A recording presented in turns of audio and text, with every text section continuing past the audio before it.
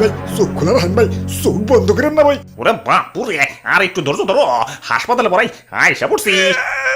হ্যাঁ ভাই, আপনারা ঢাকা শহরের নামি দামি হাসপাতালে নিয়ে যাইতেছি, ঠিক হয়ে যাবেন ভাই।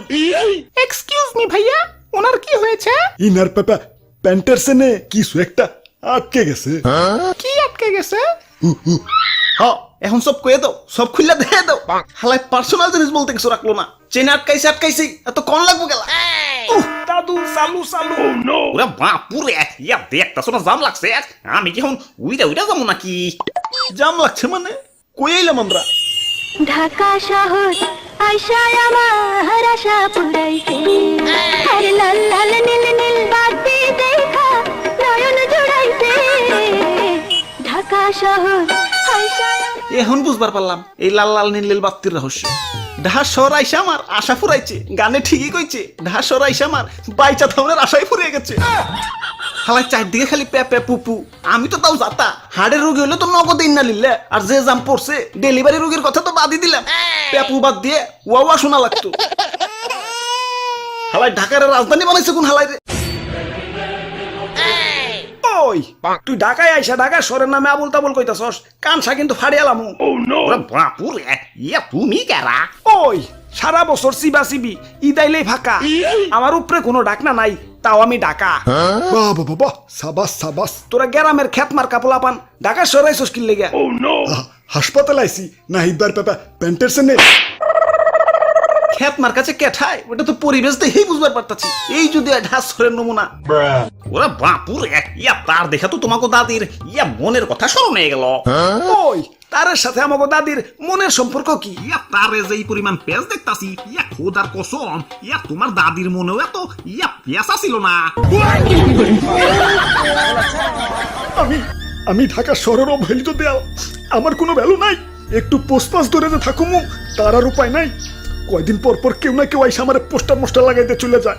তারপর থেকেই যেই পাশ দিয়ে যাইবো টুস করে পোস্টারটা একটু ছিঁড়া লাইব, আমার সৌন্দর্যের 12টা বাজিয়ে দেয়। তারপর কোনো কিছু বুঝা ওঠার আগেই আমার কোনো এসে পয়সা পড়বো। আরে খাচ্চরেরা, প্রকৃতির ডাকে সারা দেবা ঠিক আছে, কিন্তু আমার উপরেই কেন সার্বজনীন টয়লেট পাইছো?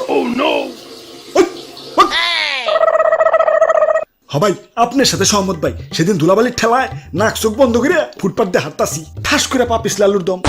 চোখ খুলে দিই ফুটপাতে পাপা পানি জমে রয়েছে। ইদানিং তো বৃষ্টি হয় নাই, পানি জমে থাকার তো কথা না।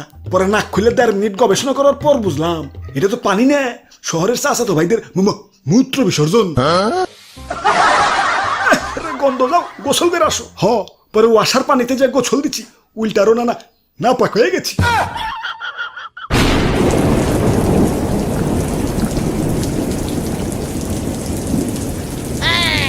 হাল্লার ঢাকা শহর রোদ উঠলে মরুভূমির মতো ধুলা শুরু হয়, আর বৃষ্টি এলে হয়ে যায় কক্সবাজার। আমাকে সরকারের উচিত ঢাকা শহরের টুরিস্ট জোন হিসেবে কাজে লাগানো। সাহারা মরুভূমি প্যালাস কক্সবাজার, এক টিকিটে 2 সিনেমা। Hi guys, this is Tutu ভাই, আই এম ইন কক্সবাজার। এত গন্ধ কে?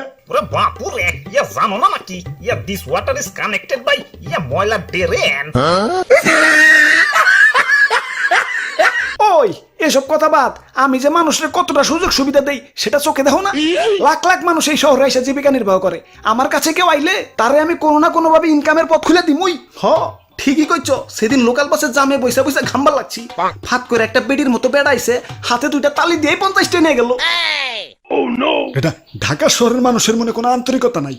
একই বিল্ডিং এ থাকবো, অথচ যুগ যুগ পার হয়ে যাবে, কেউ কাউরে চিনবো না। ওরে বাপুরে, ইয়া জুয়ান কালে এক সেরিরে দেখে ক্রাশ খাইছিলাম।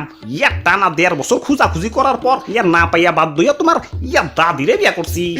ইয়া পরে রমজান মাসে ইফতারি নিয়ে ওই সেরি আমার দরজার সামনে কইতাছে, ভাইয়া আমি আপনার পাশের রুমে থাকি, আম্মু আপনাদের জন্য ইফতারি বানাইছে। ওই তাতে আমার দুষ্কনে, আমি তো চাই স্মার্ট হয়ে থাকতে, কিন্তু তখন যা লাইক আর স্মার্ট হয়ে থাকুনের উপায় আছে রে।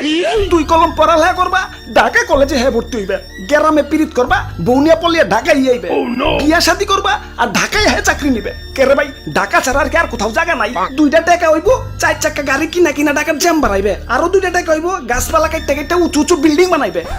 তবে বিল্ডিং না থাকলে আবার নিজের উন্নত উন্নত মনে হয় না। যাই কও, ঢাকা শহরের জীবনযাত্রার মান কিন্তু অনেক উন্নত। স্কুল, কলেজ, অফিস, আদালত, হাসপাতাল সব হাতের নাগালে। গ্রামের মতো তো দূর দূরান্তে না। এমন অনেক খবর পাইছি, হাসপাতাল দূরে হওয়ার কারণে গ্রামের রোগীরে রাস্তায় ময়রা ভূত হয়ে গেছে গা। আর ওই যে ভাও হাসপাতাল দেখা যায়, এন থেকে এনে মাত্র 1.5 মিনিটের রাস্তা। সেই সাত এত সাতকে ডেঙ্গু মশাই কামড়ছে, ডেঙ্গু মশাই কামড়ছে। দাদু তাড়াতাড়ি হাসপাতাল নিয়ে যাও, হাসপাতালে। ইয়া দেখতাছো না জাম লাগছে, আমি কি এখন উইরা উইরা যাবো নাকি?